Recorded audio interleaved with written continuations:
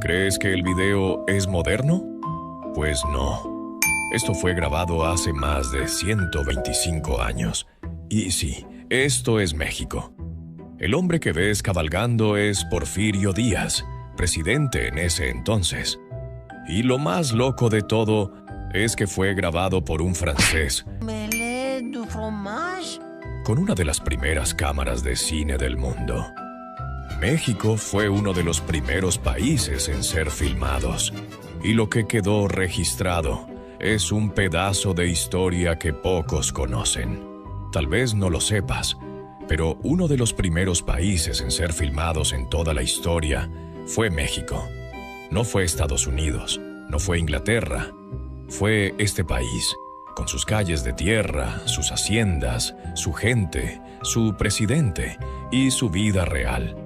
En 1896, mientras el cine apenas comenzaba en Europa, dos franceses llegaron a México cargando un aparato que pocos habían visto antes, el Cinématographe Lumière. Gabriel Weir y Claude Ferdinand von Bernard. Nadie los conocía, pero traían algo que cambiaría el mundo: la capacidad de capturar la vida en movimiento.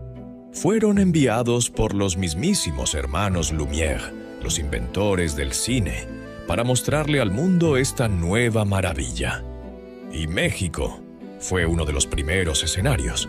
Aquí el gobierno de Porfirio Díaz no solo los recibió, sino que les dio acceso a todo: palacios, calles, mercados, campos, cuarteles, incluso al mismísimo presidente.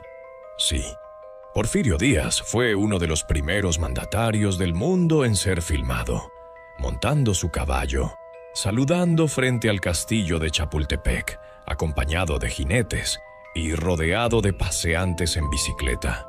Gabriel Weir quedó tan fascinado con lo que veía que no se limitó a grabar solo al presidente. Durante su estancia en México, filmó más de 35 cortometrajes documentales, muchos de ellos sin guión, sin actores, solo la vida misma. Como era, los hermanos Lumière comenzaron a filmar en Francia en 1895, pero rápidamente enviaron camarógrafos por todo el mundo para capturar escenas reales. A estas películas les llamaban vistas o actualités. El gobierno de Porfirio Díaz no solo permitió que grabaran, se involucró directamente. Dio acceso a locaciones, a soldados, a haciendas completas, y hasta él mismo se dejó filmar. Eso no pasaba en casi ningún otro país en ese momento. Por eso, México no solo fue uno de los primeros países filmados, fue uno de los más importantes en los primeros años del cine. Las cámaras de Gabriel Weir no solo grabaron al presidente, también capturaron la vida real, la vida cotidiana, la que no aparece en los libros de historia. En sus películas se ven peones a caballo domando potros en una hacienda, mujeres caminando por las calles, niños montados en burros, mercados llenos de ruido, aunque aún no había sonido. También grabaron desfiles militares, la famosa carga de rurales. Pero de todas las escenas que se grabaron en México, hubo una que causó un escándalo inesperado. Una grabación de apenas unos segundos, sin sonido, sin edición y sin aclaración alguna. Mostraba a dos hombres serios mirándose con rabia. Daban unos pasos hacia atrás, tomaban posición y a la señal de un tercero, disparaban. Uno caía al suelo, el otro se alejaba entre testigos. La escena terminaba con un hombre tratando de reanimar al caído con un fósforo encendido cerca de la nariz, como si aún tuviera esperanza de que despertara. El problema es que la gente creyó que era un video real, un documento de un duelo auténtico, filmado en vivo. Y en esa época, nadie estaba acostumbrado a ver la muerte tan de cerca y menos grabada. Lo que pocos sabían era que se trataba de una ficción documental, una recreación basada en un hecho que había ocurrido años atrás entre José C. Verástegui y el coronel Francisco Romero. Ese duelo sí fue real, y terminó con uno de los dos muerto, y el otro preso por asesinato. Pero la grabación de Gabriel Beyre no era el hecho original. Era una especie de película reconstruida, aunque el público no lo supiera. Pero lo que sorprende no es solo lo que grabaron, es el hecho de que lo grabaron aquí. Mientras en otros países apenas se filmaban fábricas o plazas vacías, México abrió las puertas al cine sin miedo. Y lo hizo con todo.